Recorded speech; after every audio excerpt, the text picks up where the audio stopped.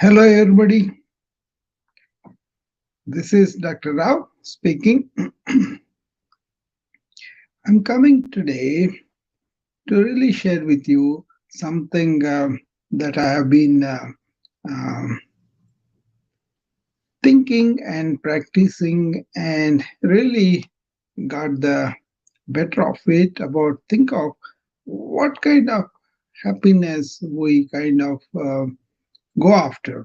You know, um, there are so many tracks people follow, right? So without saying which is a better track, we kind of go through some of those tracks and then enumerate them so that uh, it's clear where we are, what we are doing, and how that could be translated into something more uh, worthy or meaningful for us. Okay, it doesn't have to be a certain way, but the tracks that were available and people usually do, just from observing, just from really knowing what is what, right? I hope you can hear me well, right? So that's what I'm trying to do here, and uh, bear with me as I go through them, each one of them. Um, as we take anybody's life, like my life or anybody's life, we usually want to go after some kind of success and family and relationships and things like that that are around this world, right? This is the making of the money or properties or name and fame in certain job, or getting a lot of satisfaction in the arts that we gain, everything related to the world, right? That they identified in the ancient wisdom as vishay. That means worldly pleasures, worldly accomplishments, worldly um, occupations, right? Basically, everything related to this here and now, to this life. Okay, we may feel limited person. We may feel something more need to be done. Anything like that. That's all okay. But then at some point of the life, we feel I don't want to be limited by this. I wanted to really go beyond it. That's a different matter, right? But then a lot of people in India and here, they think about other worlds, right? Like I have a heaven up there, and there are a lot of heavens up there, seven heavens, right? And I have a lot of perennial joy and happiness. If I go there, I'll be having a lot of pleasurable experiences that are never extinguished. So that is the some people do everything for that. Okay, if I do good job here, then I'll be taken to a better world, and I'll have a lot more joy there, and then never lose my youth, never lose the um, sources of pleasures, all that, right? So that's another way of looking at it. Some people are, I've seen that in India quite a lot too. People do good things or do charitable things, or just be a nice, good citizen in the world, with the expectation that they will go to some other world where there's a lot of this kind of happiness is there. Okay, that's one thing. Then worldly, otherworldly. And then they'll say, oh, I don't know about the otherworldly. I don't know the limitedness of this worldly, but I want to really understand myself and find that joy within me. That's a spiritual way of looking for happiness within you. Okay. So they may have a good life, worldly life, and had achieved a lot of things in the life, And then they say, okay, why don't I do something that will help me to understand myself better, and thereby I'll be able to really be uh, in bliss and in ecstasy here, just by touching that inner dimension. That's one way of spiritual way of looking at it. That these people are on the way; they're not yet arrived. And then this whole thing is called bhajanananda. That means they are on the spiritual path of finding by themselves, and then in the process they are very happy because worldly things don't seem to matter to them. And then what they find within themselves, by simply understanding themselves, by improving their knowledge about themselves, they come to that space, right? That's the second variety. So Vishayananda and Bhajanananda. And then the third one described is called Brahmananda, where it is you kind of meet your maker and you become the maker and you are one with it and all that. That may be esoteric for a lot of people, but at the end of the spiritual life, that's what you gain. And in India, like you will not have any more lives to live here, and then you have done all your living and dying, and then you are now liberated from that cycle. That's they call that samsara, right? I mean, there's different kind of thought patterns or philosophical patterns or religious patterns and all that.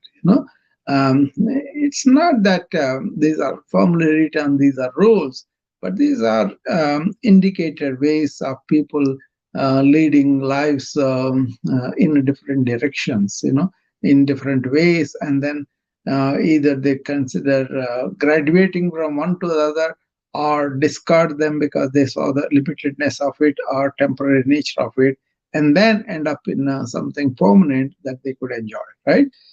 So you can choose, or you can identify, or you can, according to your social conditions, religious conditions, and your scientific background. It varies, right? They differ so much. So it's a kind of point out the tracks is itself is an exercise, and is very carefully has to be done, because you cannot rub anything on anybody. They have their own way to choose, their own way to grow, and their way to enjoy their life, okay? Which is fine. But generally what happens is we will end up recognizing our body is going to extinguish, is going to end sometime, and all our thoughts and everything also change continuously. In a day, we have 1,600 thoughts. And also, we may come to the conclusion happiness not out there, but inside. Then how do you tap that happiness inside to really come out and give you some kind of uh, satisfaction that without external things you could be really contented, happy? And that was the case with many ancient Indian and Bhutan and Nepal and Japan, or several countries that they believed in um, reincarnation, or they believed happiness is within. They went a different way, right? They were more contented without really doing damage to the planet. They survived with the planet, they revived the planet. All. So, in that way, we may look upon that kind of lifestyle with respect, with reverence, and we may be able to adopt it, or we may be discarding it and just live here and now, just using all the resources that we have, and then just enjoy the pleasures like that, right? But the problem is, those pleasures have this diminishing return. Just because you have enjoyed something, next time you do, it won't have the same equal pleasure. Probably it will go down the more number of times you have repeated. That's why everybody at some point they want to come out of this limitedness of defined by the body or defined by your thoughts and the emotions, whatever you have in the subtle body, and you really want to find something lasting, something satisfying, something contented, all that.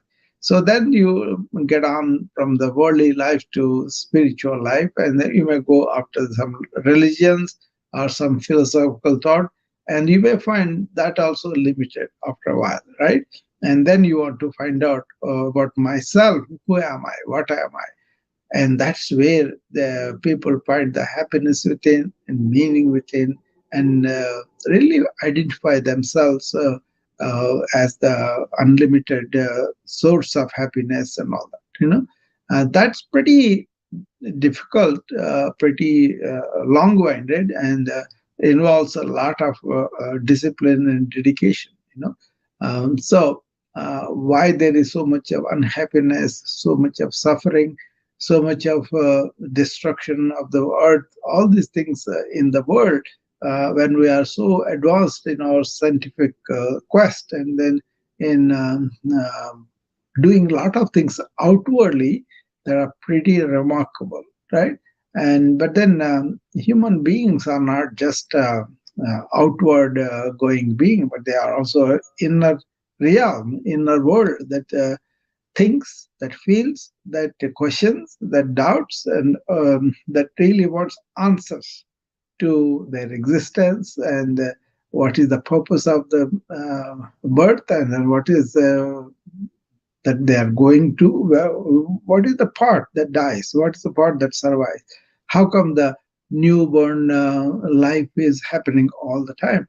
So all these questions are, so if you don't have any questions, you are just happy with what you have and do that, yeah, you are very blessed.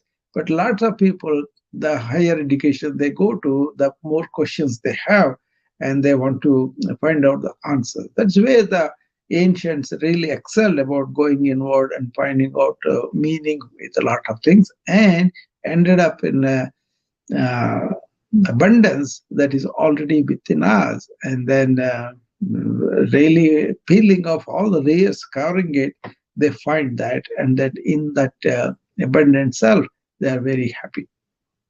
So those are the tracks I wanted to talk about, I wanted to break about.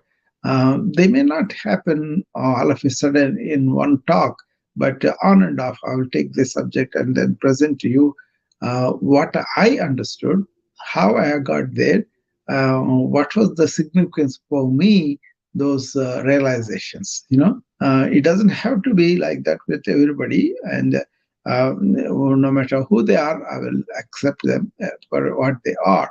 But I'm just bringing up a discussion where people may say, okay, this is the way I want to really understand life, and I want to explore life, and thereby I can be uh, more meaningful in my livelihood and my life with others, relationship with the world and others, and earth as a whole.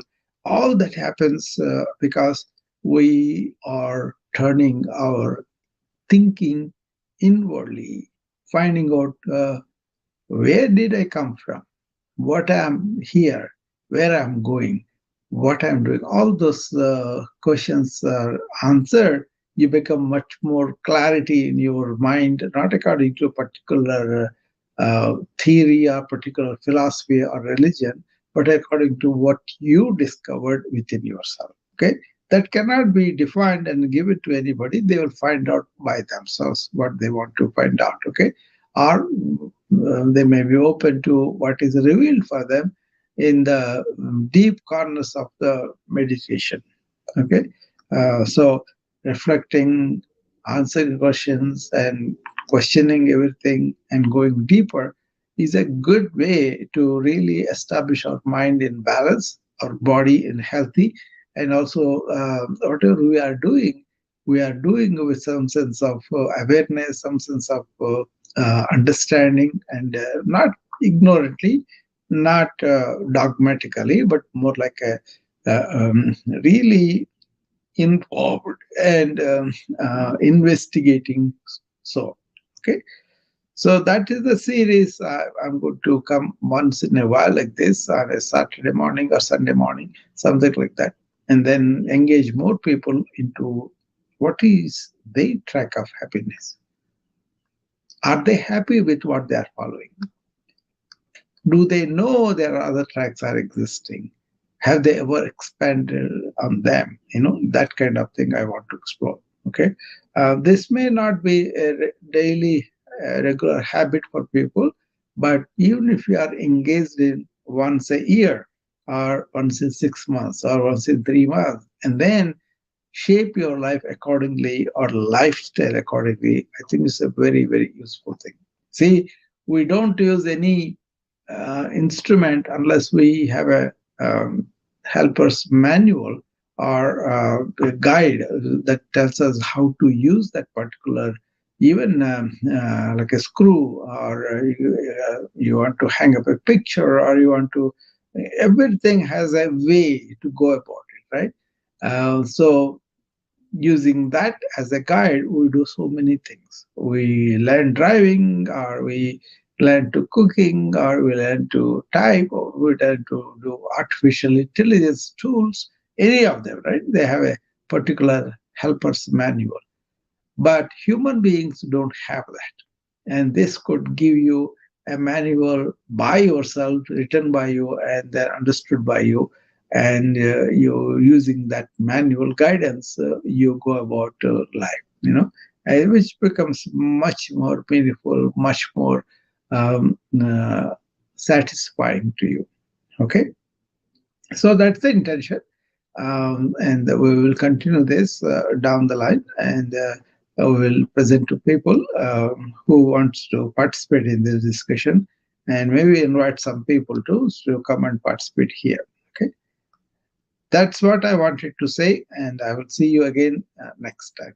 Thank you. Bye bye.